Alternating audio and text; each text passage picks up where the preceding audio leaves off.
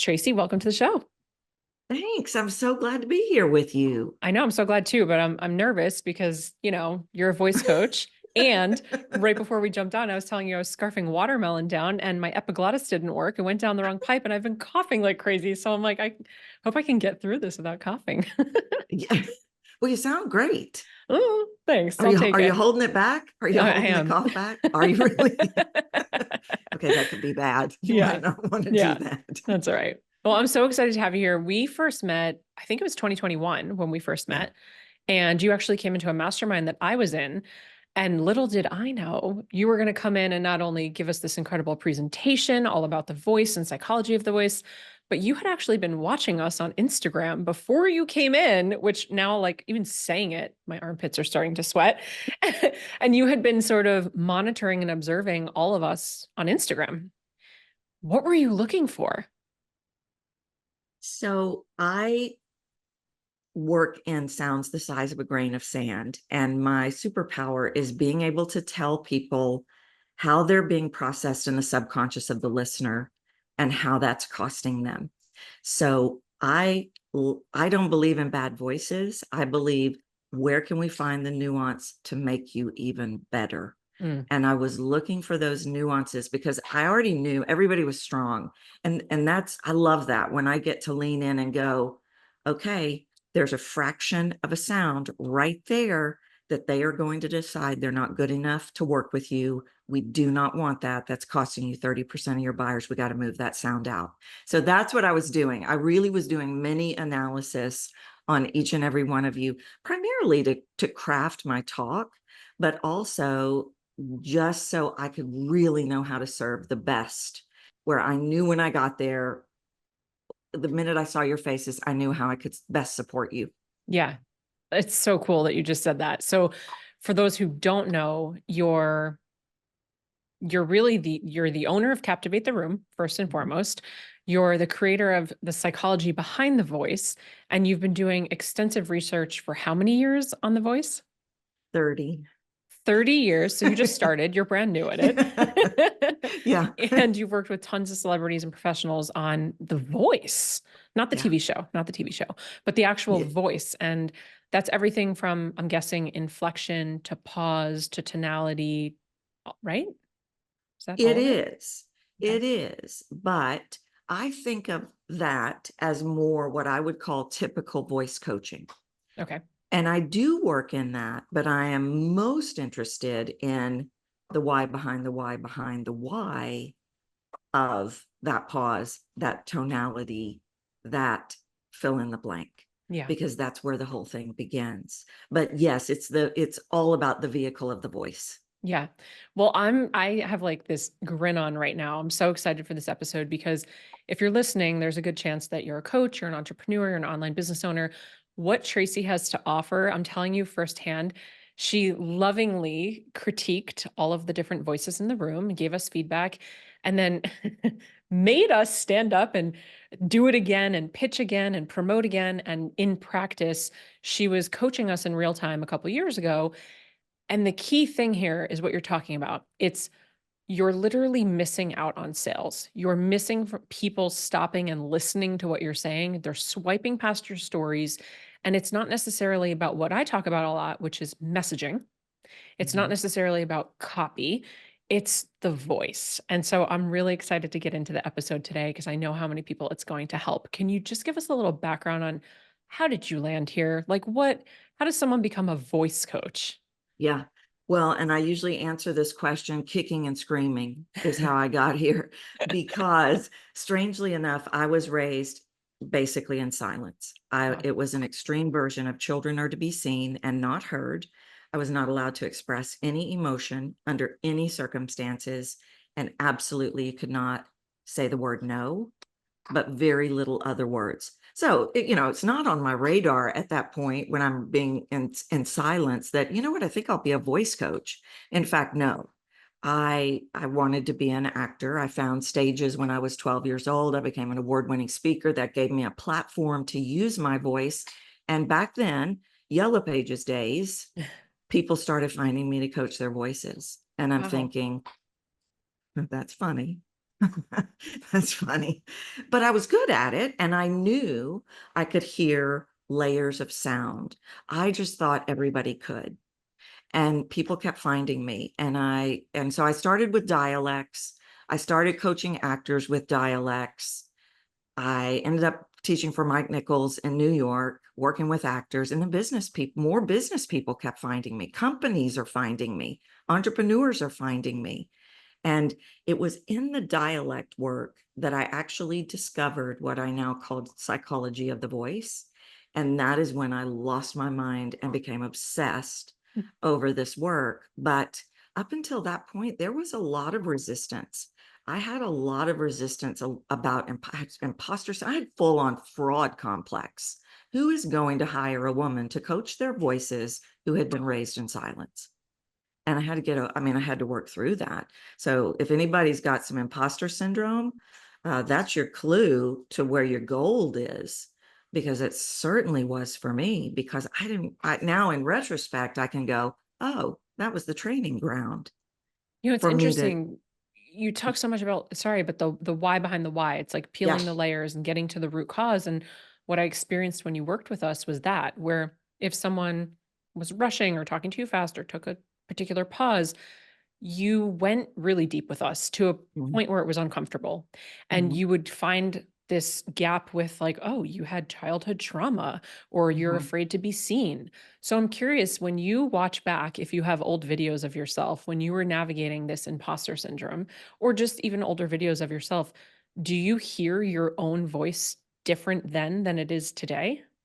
Oh, absolutely. And what I've created today is something I call voice masks. And that's actually what my TED Talk was about these voice masks that cost us the success and the reality that we want. When I look back, I 100% had the performer mask. I was a performer, Jess, and everything was fantastic because I performed. And if I performed, everything was fantastic all day long. Wow. Mhm. It's funny though, because like I can hear that. Yeah. I don't have the ear that you have. I don't understand the layers, but I can hear that. And actually, that's something that I've brought up with clients of mine. We've had this discussion in the mastermind that I run. There are sometimes people online where you're like, I know you. You don't talk like that. But Mhm. when you go into a pitch and they're on their stories, it's like a different tone comes out, a Yeah. different inflection comes out. Is that is that a subconscious thing that we do? Is it to like make ourselves feel, I'm like Mhm. puffing myself up right now? Is it to mask confidence or pretend that the confidence is there? Like, why do we do that? It's actually the subconscious. The subconscious is responsible for it. The subconscious creates that in the framework of our voice. And we automatically, I call it masks because I think of it like picking up and putting on a mask. It's just invisible, but it's an armor of sounds. We are doing it for protection, protection of one of the big wounds, which is an insecurity, an imposter syndrome, fear of judgment, fear of rejection, fear of abandonment, and our own worthiness. And so if I'm trying to cover up my worthiness, well, of course I'm going to put a performance mask on because then you'll never see it. And everything is Yeah. perfect and wonderful. And we're really indoctrinated in a way where we believe we have to be fill in the blank. I mean, in school, you have to be this. In a family, you've got to be that. So it's really sense of belonging. It starts with our dialect. The day we're born is ultimately about sense of belonging. So if I want to belong, well, I surely can't be me, can I? That's the world we live in, and that's where people struggle with this idea of authenticity so much. So Yeah. I'll get on video, and boy, that's really scary. They're really going to potentially judge me. Let me be somebody I'm not. And the fastest way for me to unravel a voice, sell me something. Really? It brings out the worst in everyone. What about phone voice? I feel like that brings out the worst in everyone too. We all Yeah. have the phone, like when you call to make an appointment, you're like, Yeah. hi. Yeah. Yeah, who started I that? don't know. Well, it's like I'm the Walter Cronkite generation, where everybody that stood on a stage, everybody that did anything ever became Walter Cronkite of the CBS Evening News. We all had that voice and we all had that blonde curled under hair. And it's because we somewhere along the way believe that's what we're supposed to do. Yeah. What is the difference in, hi, Jess, I just wanted to reach out. Hey, Jess, I just wanted to reach out and see about coming on your show. I mean, it seems so simple and Yeah. obvious, yet it's the hardest thing people have sometimes they're try to even do is Yeah. be authentic. Well, it's interesting because I conceptually understand it when we talk about promotion. There's like this fear of rejection, fear of Yeah. judgment. I'm putting myself out there. But the phone voice to call and make like a reservation at a restaurant, which we all do, it's like, Yeah. what's that all about? What am I subconsciously so worried Yeah. about? Yeah. Yeah. I know. Well, and it really, every piece of every sound, every word we speak, if there is something like that, there is a why behind the why behind the why. And it doesn't even have to mean, okay, well, Jess, you clearly have a fear of rejection because you don't want to make a restaurant reservation. No, not at all. It literally is created in the subconscious by things that are spoken to us. So we could dive into that and we could go, okay, that's a challenge. All right, let me hear how you make that reservation. And I could then probably pick out the story where somewhere in kindergarten, some teacher said, you need to do X, Y, Z. And your subconscious went, got it. I've got it. Okay. And literally changed in your brain and created a belief about how you're going to use your voice in that scenario. And that's why people's worst comes out when we talk about sales or Mhm. when we talk about even introduce yourself or sell me something is going to bring out the worst. But what's interesting now and in tracking the data, the newer generations, the younger generations, this is where we're really seeing the phone thing come up, but it's not necessarily because psychology of the voice. It potentially is, but they had texting. Yeah, they're just texting. Sure. They never really had to learn. Interesting. Yeah, it's very interesting.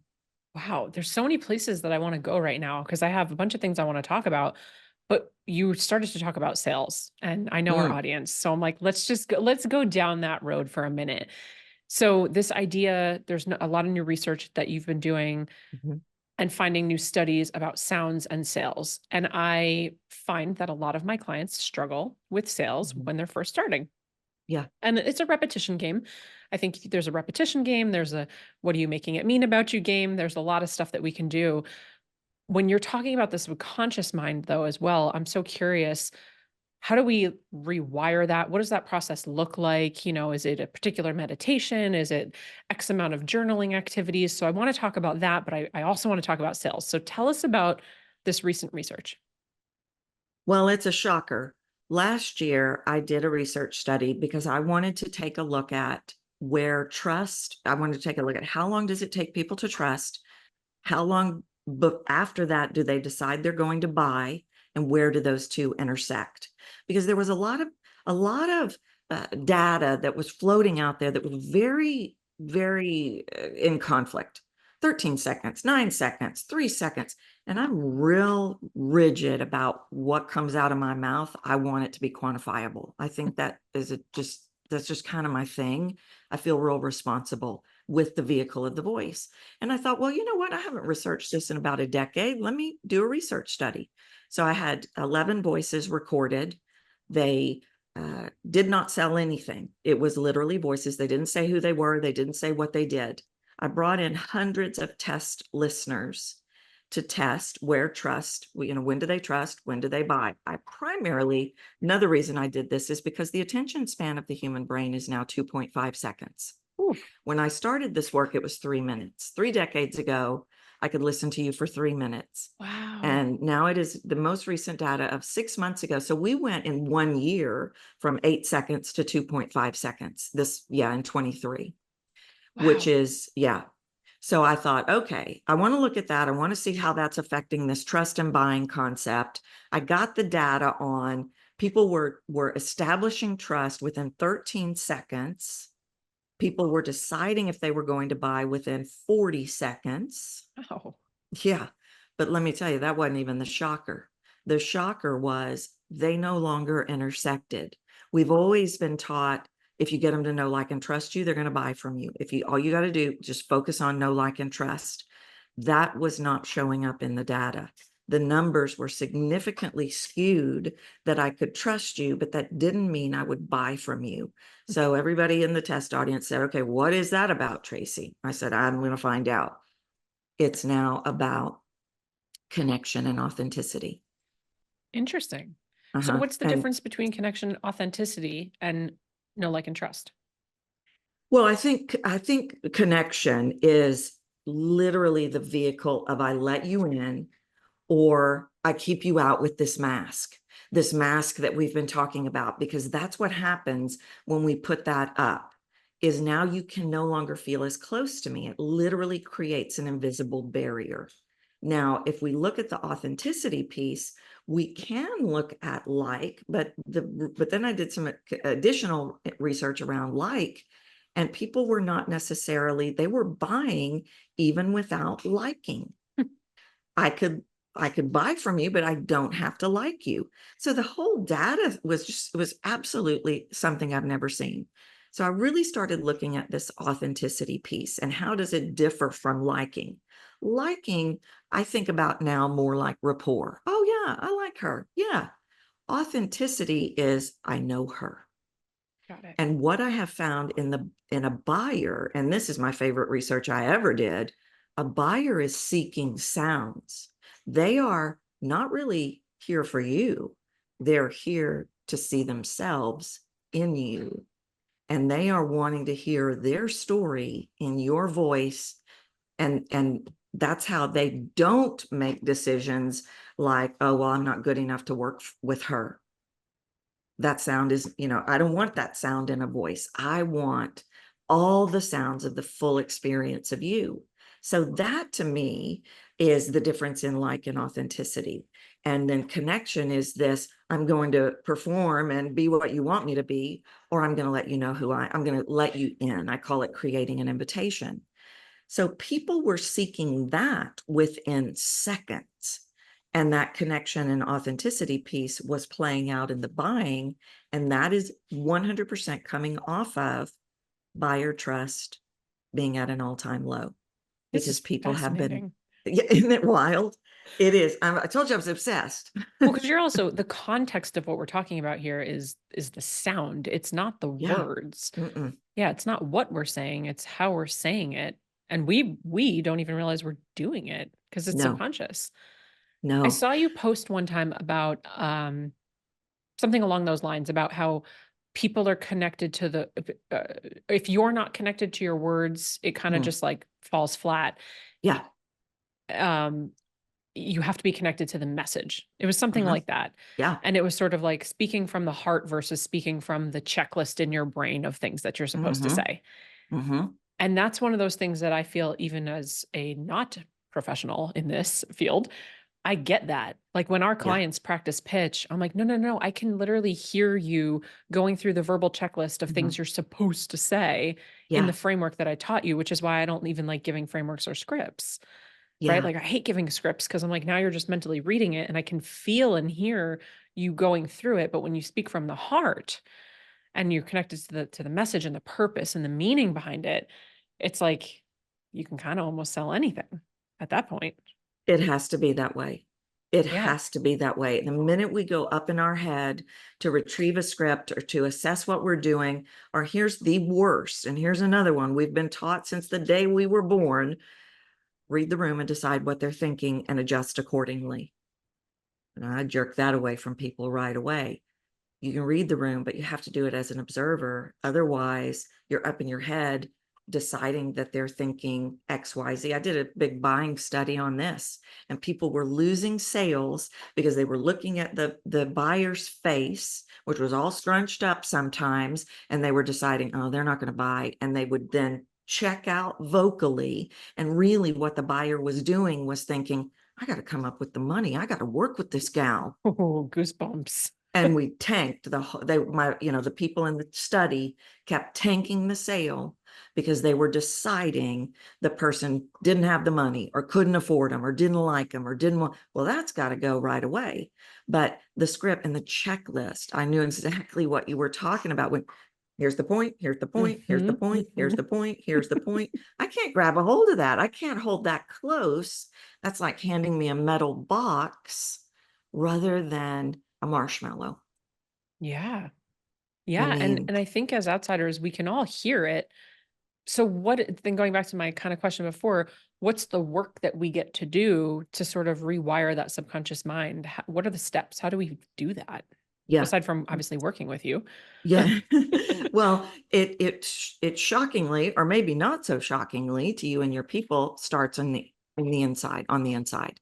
I've got to know first and foremost what are the what I call voice stories.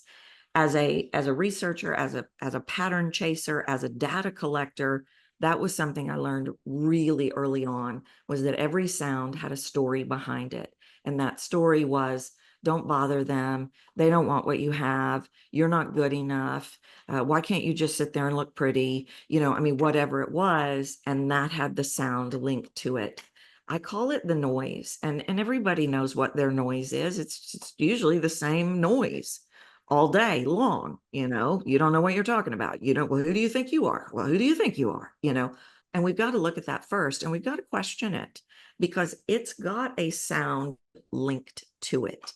And a lot of people are funny that, they've done a lot of work, and I'll say, you believe XYZ, and they'll go, no, I don't. I've been in therapy for that for 22 years, or I've done 17 years of personal development on that. Yeah, but it's still in the muscle memory of the voice. So we have to look at both. But first, we've got to find those stories, and we've got to question those stories. But I think the second biggest thing that we have to do is we've got to really be conscious of where we're working from. If I am working from, I hope I'm doing a good job right now. I hope Jess likes me. I hope she thinks that I'm good. I mean, I was kind of nervous coming on because, I need to do a good job. If I'm working from that internally, playing that out, I don't stand a chance here to show up and make the impact that I really want to make. So we've got to master, and you're going to love this, being right here in the now, Yeah. because right here in the now is the only way the voice will work. Because if I'm off in the future wondering what you're thinking about right now and thinking how I'm doing, then I'm going to talk like this. And now that's a whole different game we're playing. Or if I'm in the past, or if I'm making decisions, that deciding what you're thinking thing, that has to stop. And that's two of the big internal pieces that we have to look at. But then we've got to shift what's in that muscle memory of the voice. And it's all driven from the internal pieces, but it's so funny. And tell me if you hear this.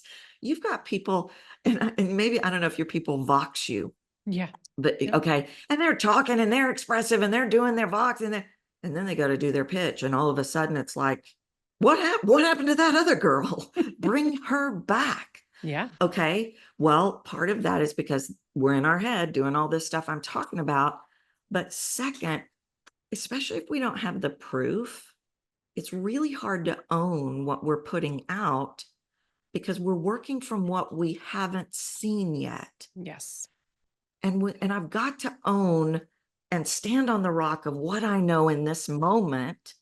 And then I've got to trust that when you throw a curveball at me, I'm going to be okay then too. Hmm. But a lot of people, and tell me if your people do this, they come in already braced for the questions they may ask that I may not know, or the objection, but what if they don't know that I haven't done it forever? And what if okay, you're standing on a bed of quicksand, Yeah. not the rock of, Yeah. this is what I know right now, Jess. This is what I know right here. Yeah. And whatever we vocally buy into, that's what our buyer's going to buy into.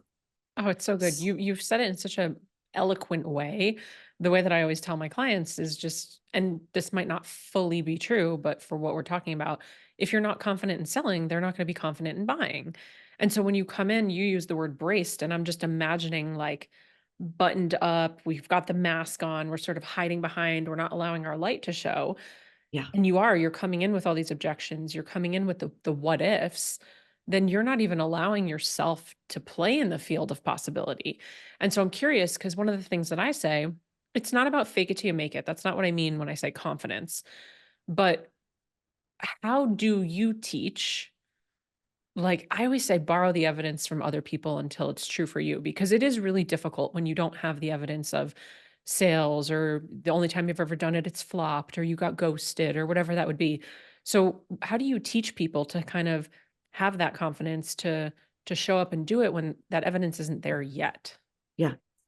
Couple of things. I'm not a fan, and I know you're not either, a fan of fake it till you make it, because that goes against the grain of what we're trying to do here. But I do love the idea of act as if the outcome's yours. It Mm, doesn't mean I want you to be an actor, but we've got a 50 love that. 50 chance or better going into that call that they're going to love and adore and adore us and buy everything.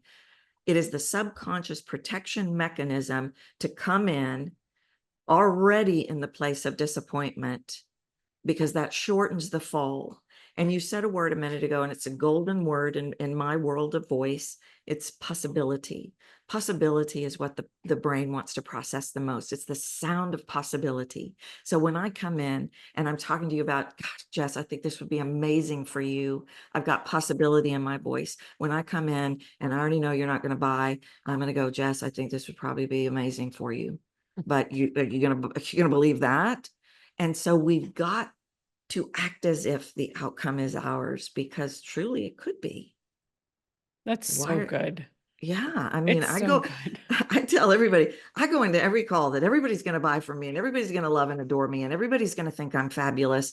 And I've got some CFOs and companies around the world that kind of laugh when I say that, but it works, because when there's no weight on my voice, now you're invited in.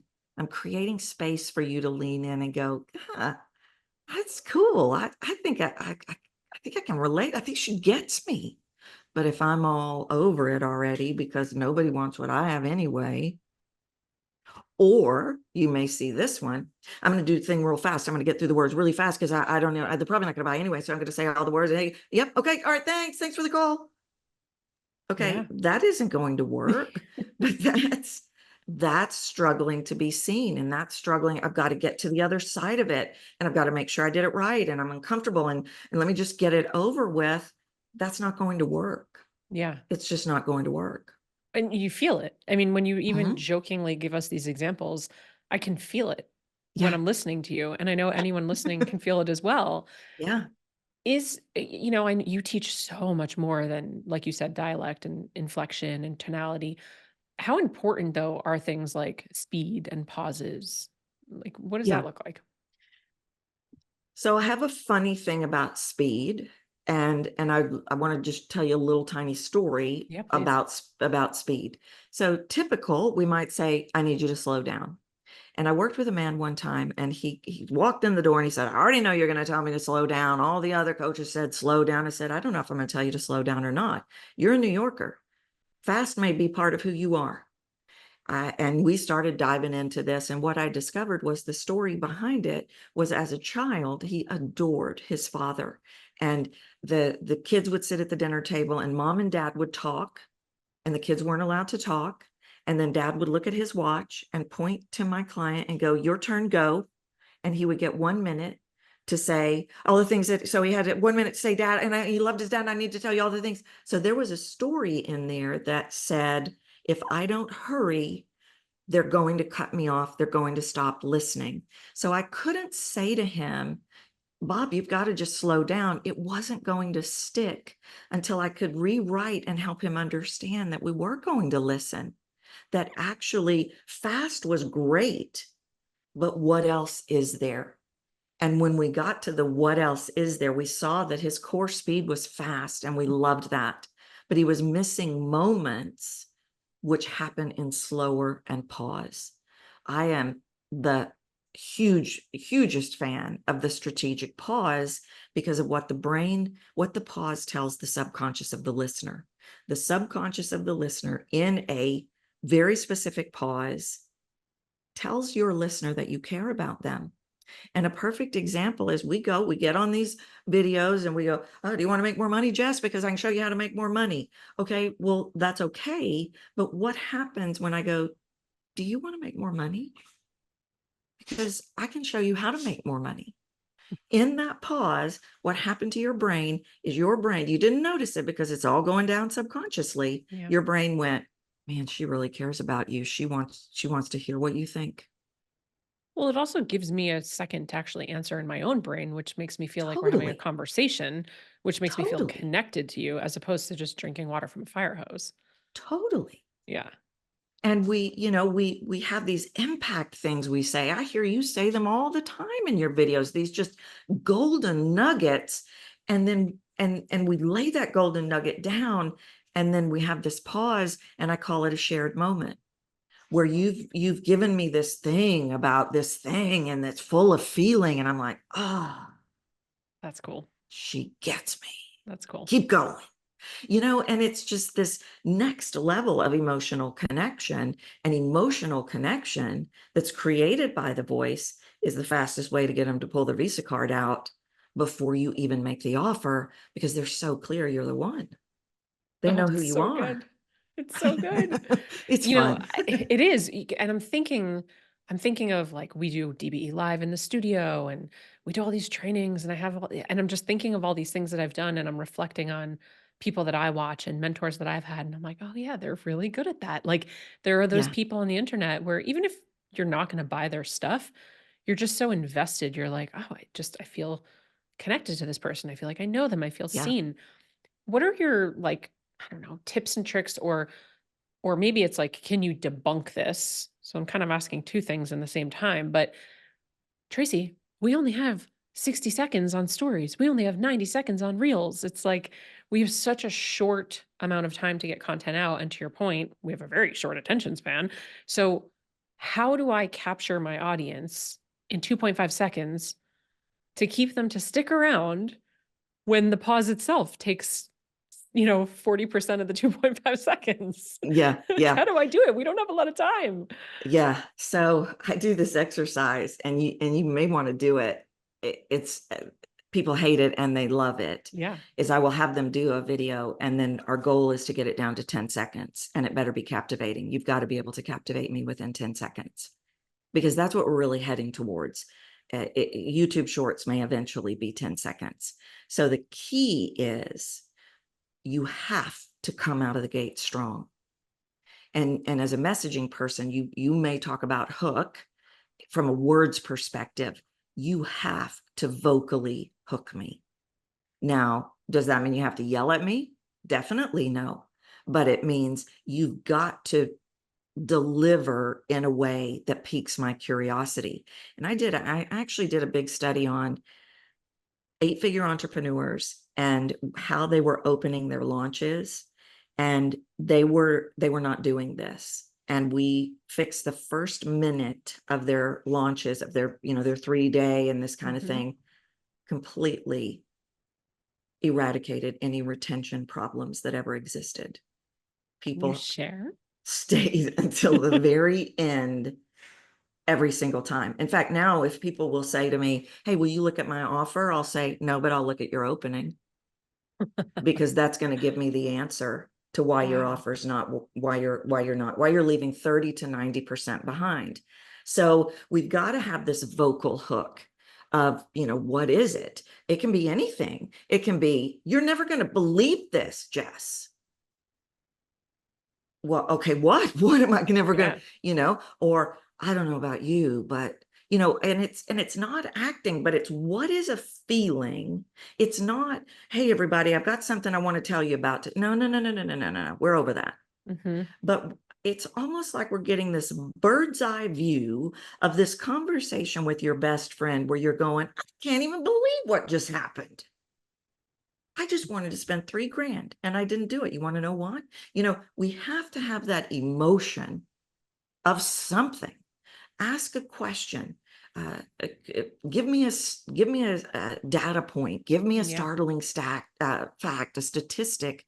But you've got to have your voice wrapped around it. I think of the work that you do like the fine piece of china or something from Tiffany's. I think of the voice as the beautiful, extraordinary wrapping around it that I just want to sit with for a minute and look at before I rip it open to get to the good stuff. And it's that's it all the time. I'm Yeah. always letting you know how I feel about whatever I'm talking about. The words are crucial, but they have to be wrapped in the expression of me. Hmm. That's a great soundbite right there. How important is the like physical body language that goes with the voice? So when we're on camera, especially, how Yeah. important is the physical and can they be out of sync? Can a voice not match like physical body Yeah. language? I And what think this happens is if it my, doesn't match? well, I think this is my favorite question I've ever been asked on any show, Oh and gosh. nobody's ever asked it for me, and it's crucial. What I taught for Mike Nichols in New York was I created a program called Body Voice Integration. And there's a couple of factors here, but the voice should lead the body. So what I want is a country club buffet of gestures, not the dollar menu at McDonald's of gestures. And what we tend to do, because we're letting the wrong thing drive us, is we do the same. Now the listeners can't see that, well, the YouTube people can see, but Sure. I'm making a repetitive gesture and it's really hard for you to follow me now because I'm letting, and it's a protection It's mechanism by the distracting. subconscious. Yeah. Yeah.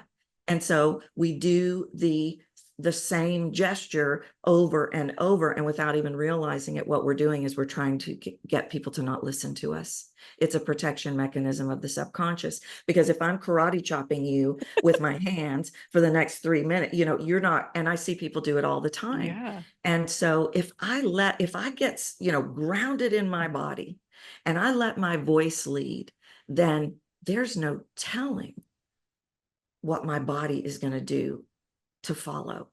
And that's when it literally becomes magical. That's when it becomes this alignment beyond anything we could ever imagine, because then we've taken that beautiful messaging that you create, we've added this voice to it, and now the body is supporting it. And that is it's like a ballet. Yeah, I mean, it's art and science. It's both. It's so It's cool. both. I'm so Yeah. glad I asked the question because when you showed it to us, again, for the YouTubers, it was kind of the like quintessential Italian handshake, Mm-hmm. like the Mm-hmm. up and down. I couldn't, I wasn't listening to you. You don't I listen. just stopped listening because you were just shaking at me so much and it was distracting and offensive. And you weren't doing anything interesting with your hands, though. It's not like I was No. following sign language. You No. just kept repetitively shaking them and Yeah. I just wasn't listening, which is crazy. Yeah. It's wild how Yeah. that happens. Yeah, and it is literally the subconscious creating this protection barrier, because that's the goal of the subconscious, that we will not be heard, because the subconscious is up there going, safety, safety, safety. I don't want you judged. I don't want you rejected. Let's Mhm. come up with all the things. And don't let the sound out or do all the gestures, talk really fast. And Yeah. then we wonder why we aren't where we want to be. So, And question for you. yeah. So many of our clients, so many of our audience members and listeners in our community, they are, like I said, personal brands. They're doing pitching, they're Mhm. coaches, and they're talking on Instagram stories and reels, which so many of the Instagram stories, especially, it's you're holding the phone selfie Yeah. mode. So there's only so much framing that you have. You might only have one hand free if you're not doing hands free. There's a lot to think about. And Yeah. as a coach myself, I feel oftentimes clients, when they're first starting in this process, there's a lot to learn still. The camera angle might not be the best. And there's like the tiniest nuanced things that I teach. I don't know if you believe the same way, but even the angle at which you're holding your phone, Oh, like if yeah. it's slightly higher than your eyes, it presents as I'm shorter than you. So it's Yeah. presenting you more as an authority. I'm a little bit more approachable. But if it's a little bit lower, not chin, not double chin, but a little Yeah. bit lower, now I'm a little bit taller. I'm presenting myself as more of an authority, incredible. There's all these little things that we can do. I'm looking at it going, okay, my clients are going through this framework in their brain. They've got the checklist. They're thinking about how they're holding the phone. How far is it away from their face? Do I have good lighting? And now I have to do, and I'm not shaking my hands too much. And now I have to do voice stuff. Oh, and pausing and this and that and capture the attention in 2.5 seconds. Did you all get that? Okay, so there's a lot of things we have to do. Yeah.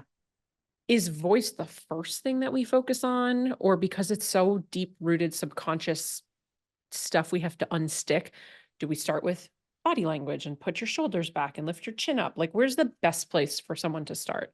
Yeah. Another fantastic question. And I'm going to answer this. This is how I ended up out in LA working on shows, because they will literally not let actor. Now, I'm not saying don't anybody panic when I say this. This is not what you have to do, but they can't raise their eyebrows. They can only even blink X amount of time because they have to train them for the close up.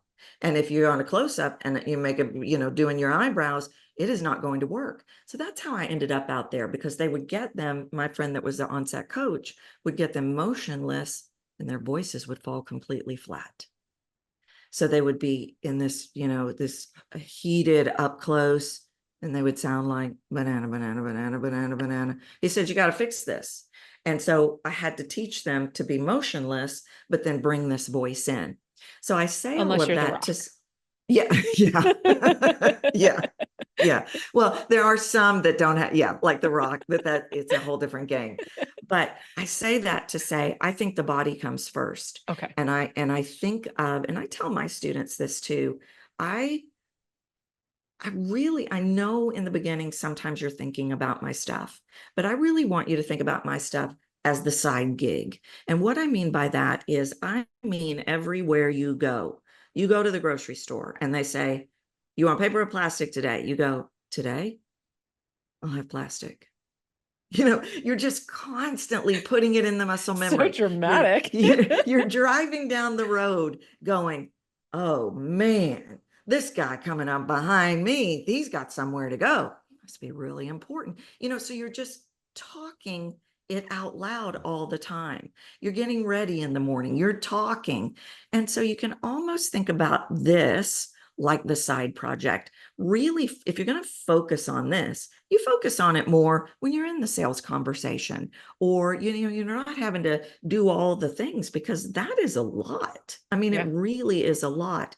And I also think you do one thing at a time. You do one of these pieces at a time. You don't go, okay, Tracy gave 16 things, let's go. It's not going to work that way. Yeah. I think you start by going, you know what, in this live, I'm not going to do a full assessment. Now, I don't let my people do retakes either. Me And either. you don't even, okay, No, because if not you under know my you've got watch. that out, yeah, not, no, if you've got that out, your perfectionism is going to kick in. And you're going to, we're never going to get there. Yeah. Because if you're going to do 2 retakes, you're going to do 23. And your final product is going to be so gripped and so forced and so, I hate everything about this, that we're not going to be able to connect to anything. Yeah. So I think it's about taking certain pieces. Like, I would get on every video and everything is a conversation. And I'm just talking to Bill and Judy at the kitchen table. They are always in my mind. Bill and Judy, I got to talk to Bill and Judy at the kitchen table. I'm talking to you, but in my mind's eye, I'm talking to Bill and Judy, because that is going to guarantee conversational tone. It's And then so you do good. it enough. Yeah. And you do it enough. You don't have to do it anymore. I Sure. don't do it anymore because now it's in the muscle memory of the voice. Mhm. And now I just get on video and I'm talking to Bill and Judy and I can't even believe what just happened, or whatever it is, whatever Yeah. that moment is that I want to share with my listener. But it's the voice that is the catalyst to get them to listen to that brilliant messaging. It's so good. I feel like people are so scared to go live. Like, it's bad enough to Mm, do stories, but to go live is even worse. And the way that I look at it, because I don't love this idea of second take, third take, 25th mm, take, I would way rather you go live, because mhm. not only can you not take multiple takes, I mean, you technically can, but you're not going Yeah, to. But for so many people in this industry, we're coaches. By yeah, nature, we're coaches, we're service providers. And the thing that we love doing most is coaching people. And yeah, that's conversational, like live conversation.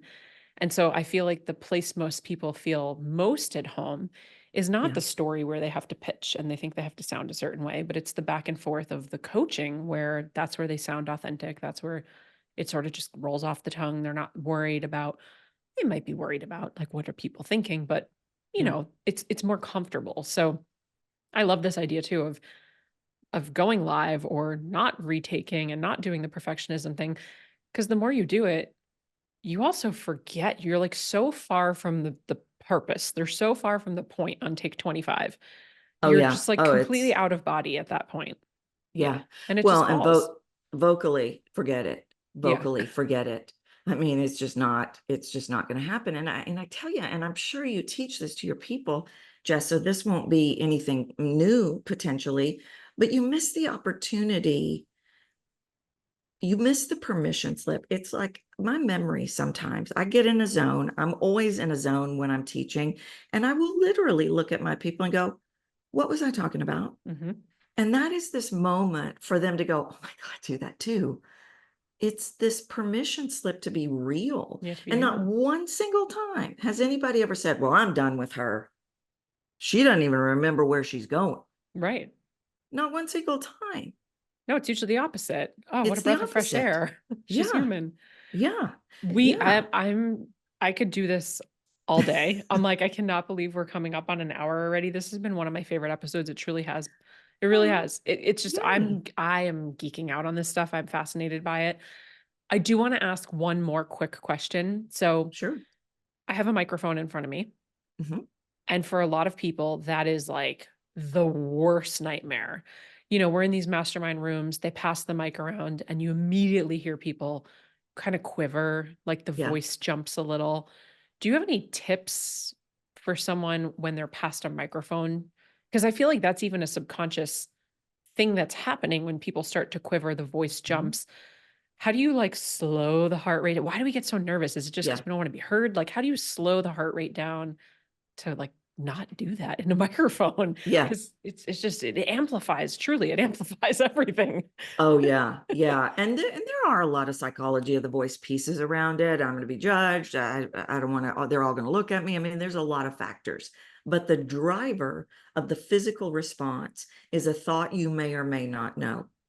So, especially if you're watching that microphone headed to you, I will put money down that you're going, oh my God, oh my God, oh my God, oh my, okay.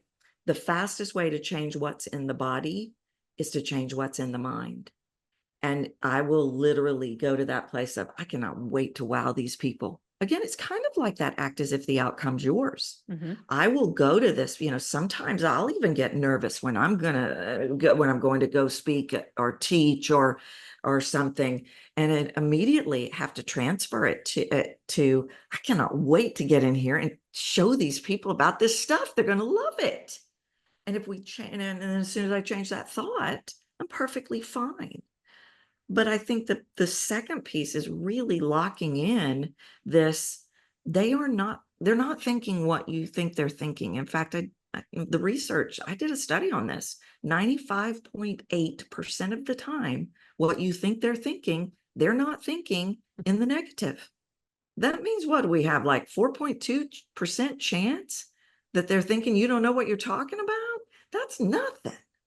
Yeah. And we S- do it kind of in the reverse. Like, oh, there's a Sure. 96% chance they're going to think I don't know what I'm talking about. Well, or not. Yeah, the stories that we create, Yeah. it's wild. The thing with the microphone too, because we have wireless microphones like the little lavs. Yeah. That's Hmm. different because you don't hear yourself. But like the Yeah. traditional microphone that gets passed around where it's reverberated through the speaker in the room, Oh, yeah. Yeah. I feel like that's where people really just also just get so tripped up because you hear yourself and then you're listening to yourself and you're judging Yeah. yourself while you're trying to talk, Okay. you know? Okay. So the fastest way to not listen to yourself and judge yourself is I am so focused on, I have got to pour into these people. Yeah. And the second I get so focused on, I got to help these people, I cannot focus on me and how I'm doing and assessing. Did I say the right word? Or hold on a minute. I said something a minute ago. It could have been, well, they all think no, I got to help these people. And I call it the horse blinders. And if you can put the horse blinders on, you're not even going to hear your sound. It's the You just practice of won't. it's being present again. It comes up It's back to again. present. It's back to present, It's the which everything. my guess is, 30 years of research, while our attention span has gotten smaller, I would guess that our ability to be present has also gotten shorter Yeah. or more difficult. Yeah. Yeah. Yeah. Well, and we've built those grooves in our brains since who knows how long. I mean, the first voice story, the research shows me hits before word two, Wow.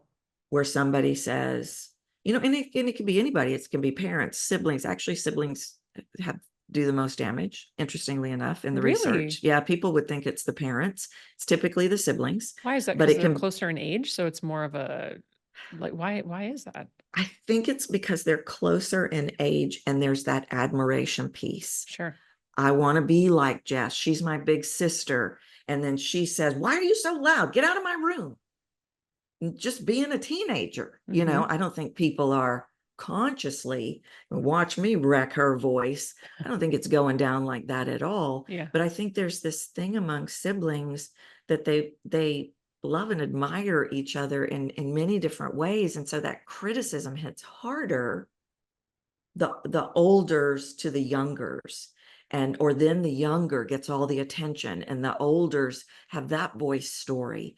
So siblings really do the most damage, but it can be literally Joe the doorman in New York. Yeah.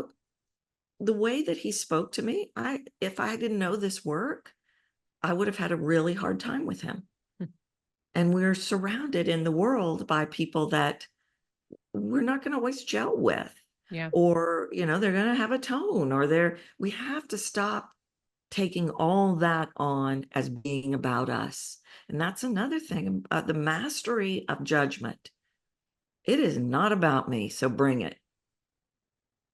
Oh, it's Doesn't so good. even. I want to keep Yeah. going. I want to keep going. You have an incredible event coming up in September, a 3-day Mhm. training. Can you tell us about Yes. that, who it's for, Yes. and what you're going to be doing? Yeah. So it's a 3-day training. It's going to be geared specifically for entrepreneurs. There is going to be a conversion bent to it. Ooh, I am really focusing on speaking confidently with authority in day one, meaning you're going to command every room. They're going to all stop and turn on your first word. The second day, I'm going to focus on connecting authentically. That's where we're talking about pulling these masks and barriers, and I've got to pretend to be away. And then the third day, I'm going to focus on using your authenticity, finding all these buried sounds to create that emotional connection. So you scoop up that 30 to 90% you're leaving behind. It's going to be interactive. I'm not for sure yet, but I'm probably going to do videos and assessments for people during that really? time. Yeah. That is worth gold, my friends. I know Yeah. because I've done it. That is worth gold. Do you have dates for this? I do. And it is the 19th, I believe it's the 19th, 23rd, and 24th and 26th. It's a Thursday, Tuesday, Thursday of September. I do know it starts on the 19th. That is my due date. So we will Oh, see if we can be there live or not. I would love to be oh, there that's live. right. Yeah. Okay, amazing. And we'll drop a show note, excuse me, we'll drop a link in the show notes so people can sign up. This is free? Yeah, it's free. It's Yeah, totally free. Yeah, it's amazing. easy. Yeah, it's a real easy link. captivatetheroom.com/, unleash free. Perfect. Unleash free. And on Yeah, Instagram, Captivate the Room. Captivate the Room. On Anywhere else Captivate the people can Room, find you? Yeah. yeah, everywhere on Captivate the Room. I'm Tracy Goodwin on LinkedIn. And then, of course, my podcast is the Psychology of the Voice podcast.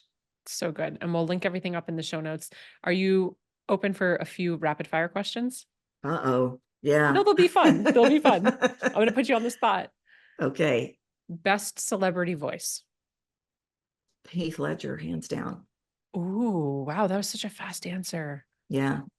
And I Such a can tell you shame. I something. love him so much. Well, and I That was can such a tell you shame. something really cool after the Yeah. rapid fire about Heath, or I can tell you now, Can you tell when us? he would go and when he would build his characters, he would always find the voice first.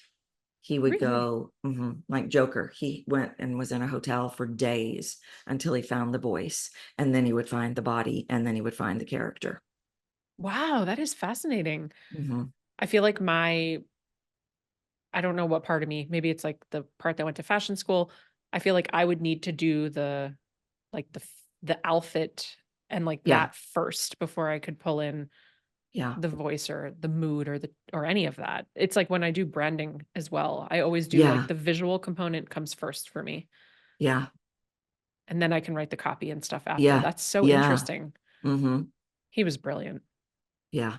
He was Yeah. brilliant. The onset coach that I work with out in LA, I can tell you some really cool stories about letting go of getting it right and just having fun around Heath's work. And Yeah. I think it is applicable to entrepreneurs. Yeah, Have absolutely. fun. Absolutely. Easier said than done. No, for sure. For sure. What is a habit that has changed your life? Oh, I know these are supposed to be rapid fire. A habit that's changed my life is rewiring my mind. I don't know if So that's a good. habit, but that has changed my mind. Yeah. I Which in mean, turn changes your life. yeah, it changed my Yeah. life. Yeah. Yeah. So this is a fun question. You just gave a TED Talk. Congratulations. Thank you. Normally, I would say if you were to give a TED Talk, so if you were to give another one and it was on nothing that you're known for, what would the topic be?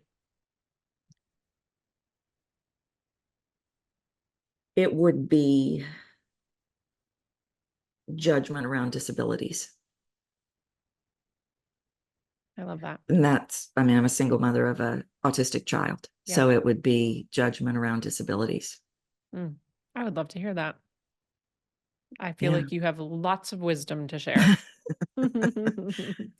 I do. What's one thing people get wrong about you? That I do it all perfectly. Yeah. They hear the way I use my voice, and they're always shocked to find that I have to walk my talk every single day. Oh, yeah. I love it. We named the company Digital Business Evolution because I believe you're always evolving and growing. And as you evolve and grow, your business evolves and grows as well. What is either a next personal or business evolution for you? Definitely business. And I think it's around getting better at building business. Yeah. Which part? Scaling. Okay. Scaling. I've always been, you know how I am about the sounds and the sounds that I hear, and I want everything to be so high touch. But I really feel that's the next phase is how do I scale this thing and still keep it in the brand? Yeah. I'm here for that too, because more people need what you have to offer for sure. They really do. It's so cool what you do. Tracy, I'm so grateful for you coming on. Thank you so much. This was such a blast. If you've loved this episode, which I'm sure you did, if you've had any aha moments, which I know you did, any mic drop moments, make sure to take a screenshot, share it on social media, tag Tracy at Captivate the Room, tag me at I am Jessica DeRose, and most importantly, let us know what some of those takeaways were. Let us know what you loved about it, and let us know when you are registered for Tracy's 3-day event Unleash in September. As always, friends, cheers to your evolution. Thank you so much for tuning in. If you loved this episode, I invite you to be a part of our ripple effect and share it with a friend. And please, if you feel called, take 30 seconds to leave a 5-star review, and I'll be forever grateful. Until next time, cheers to your evolution.